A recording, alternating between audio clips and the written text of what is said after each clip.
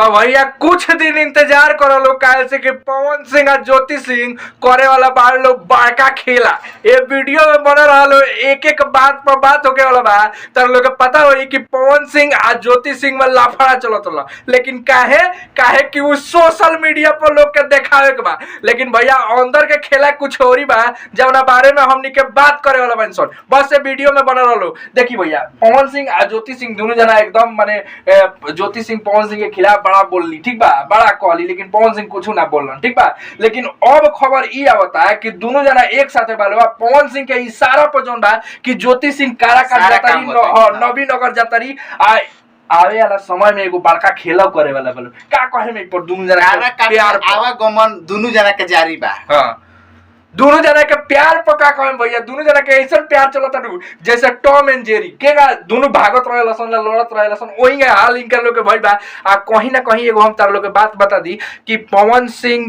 जब सांसदई के चुनाव लड़लन आ ओकरा बाद हरलन तो पवन सिंह के मन में वही बेरा बैठ गइल कि हम ज्योति सिंह के चुनाव लड़ब ज्योति सिंह के चुनाव ऐसे लड़ब कि जब ज्योति सिंह जनता के बीच उतरली तो अस ना प्यार मिलल जनता के इतना माने माता बहन जे भी रहे गले लगा के एक लगा बैठ कहीं ना कहीं वही से जौन बा कि ज्योति सिंह चुनाव लड़े वाला बड़ी हाँ सही सुनत लो ज्योति सिंह चुनाव लड़े वाला बड़ी कौना पार्टी से कहाँ से लड़े वाला बड़ी सब कुछ बतावे वाला बनी बस वीडियो में बने का कहला के मकसद ई बा कि वो गरीब के संगे रह के गरीब के जौन महिला लोग बालो जौन भी सेवा हुआ करे के बाद देखी कहीं ना कहीं के आगे तक पहुंचावे कहीं ना कहीं ई बाबे कि देखो अब बहुत लोग ऐसा कहीं न भैया कि जैसे कि अगर गरीब के इतना सेवे करे के बाद तो आईती आके गरीब के बीच पैसा बढ़ती कुछ सेवा हुआ करके चल जाती लेकिन एक हो मुद्दा ऐसा रहेला नु कि जना में बहुत कुछ करे केहू के मान लो कि मेन मुद्दा की जैसे कि हौ रेप भइल रहे नवीनगर में अब ओही जा ई लोग का कहवेलो खाली जाके आवाजे न उठावेलो का जाने अभी तक ले सजा भइल ना भाई लेकिन अगर वो आदमी सिस्टम में रहित नु तो सिस्टम में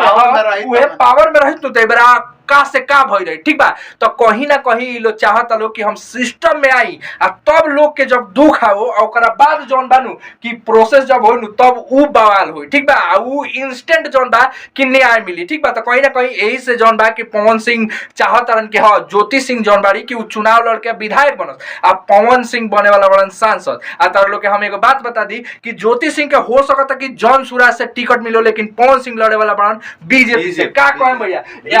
निर्दलीय से डायरेक्ट क्या बीजेपी ना बीजेपी में ही अगला बार से पवन सिंह के हरदमसी से मन रहा कि हम बीजेपी से लड़ी पवन सिंह के फेवरेट पार्टी बीजेपी हम जानता ही बड़ा लोग मोदी जी पवन सिंह के बहुत थी मोदी जी तो कहीं ना कहीं बीजेपी गलत जगह भेजला के चलते बीजेपी से पवन सिंह ना लड़ा से निर्दलीय काराकाट से लड़ रहा लेकिन खैर अब फिर से बीजेपी में वापसी होके वाला पवन सिंह के आ पवन सिंह यही बेरा से बेरा तैयार बन वो बेरा रहे कि 13 दिन में कैले रहलन जौन भी कैले रहलन 2 नंबर पाई रहलन उनकरा के हरैले रहलन ठीक बा उनकर नाम ना धइ जाई उनकरा के हरैले रहलन ठीक बा तो ये बेरा जब पवन सिंह 5 साल पहले ही से एकदम तैयारी करत रहन त किनहु पवन सिंह के आगे खड़ा होके वाला नहीं खन आ एगो और चीज बता दी कि ज्योति भाभी ओहिंगा जे भी ओ जा कोनो चीज होता भैया तो ओकरा के पोस्ट करत ओकरा बारे में आवाज उठावत लोग के बीच में जाके लोग के बात सुनत रही मंदिर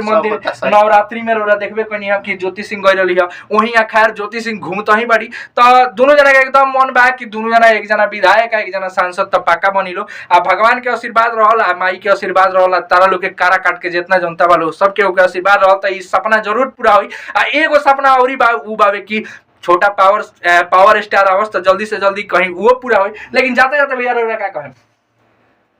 जाते जाते हम ये कहें कि